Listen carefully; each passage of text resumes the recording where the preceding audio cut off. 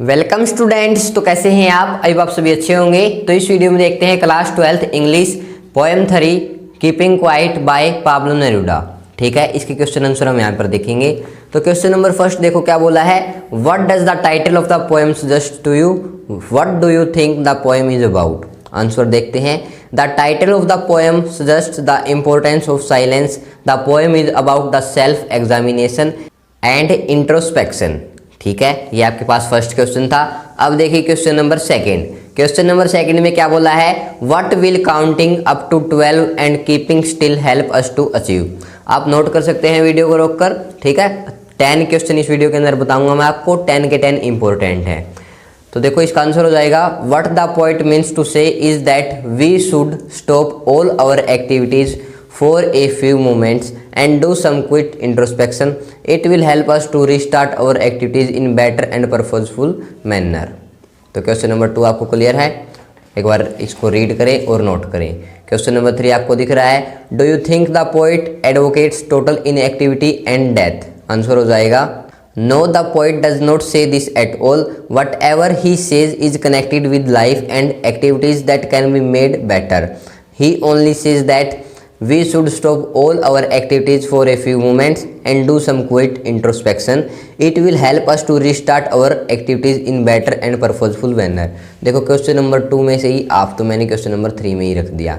तो आपको एक दो क्वेश्चन अच्छे से याद कर लेना है, उसमें से कई क्वेश्चन बनने वाले हैं। ठीक है, अब चलते हैं क्वेश्चन नंबर 4 पे।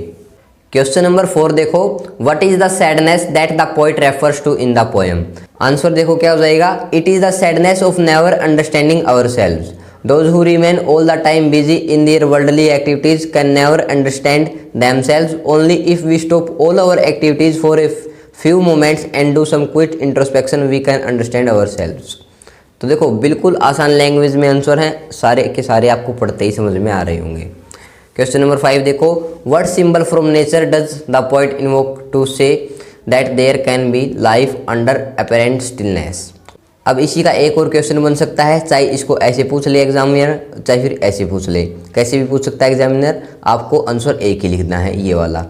क्या है question number second. How according to the poet can earth teach us? तो इन दोनों का एक ही आंसर होगा। The poet uses the symbol of earth. He says that in winter the earth seems to be dead, but later in spring it is proved to be alive, not dead. It has new colors and beauty added to it. Thus the poet proves that there can be life under apparent stillness. Similarly, after the silence and stillness of quiet introspection, man can start his activity in better and a purposeful manner. Clear? ये line तो बार बार ही आ रही है। Question number 6 देखो। What does the poet call an exotic moment and why? The poet calls the moment of quick introspection an exotic moment. He calls it exotic moment because after quick introspection we should start our activities in better and purposeful manner. We shall feel ourselves as one with all others. We will come out of all our greed, selfishness and cruelty.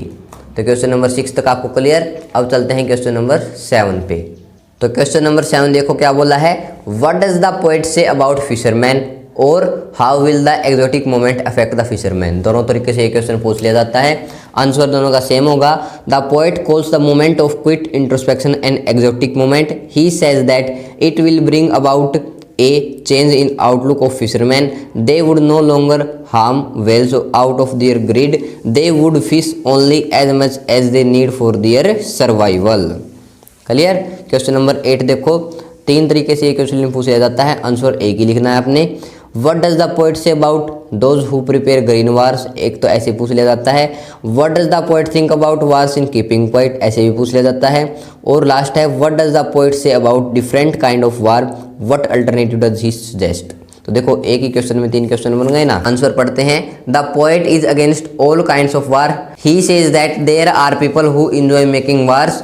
They want to win victory even if there are no survivors after the victory. The poet says that these people will stop making wars if they can take out some time for introspection. They will then look upon all others not as their enemies but as their brother. तो question number 9 पे आ गए। Justify the title of the poem keeping quiet. ये important question है, note करते जाओ। देखो video को रोको और नोट करो। आंसर देखते हैं। The title of the poem is quite appropriate and logical. The people of the world are always in hurry. They are always on the move. Their actions cause them untold sufferings and troubles. Keeping quiet will do for them a lot of good. It will give them time for self-introspection. It will also save them from harmful activities.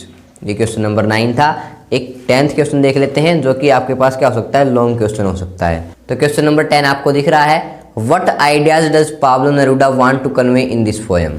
Important है। और कैसे पूछा जाता है, how according to poet we can understand our selves. In this poem, the poet brings out of the importance of quiet introspection. It can transform not only the life of an individual but also the face of the earth.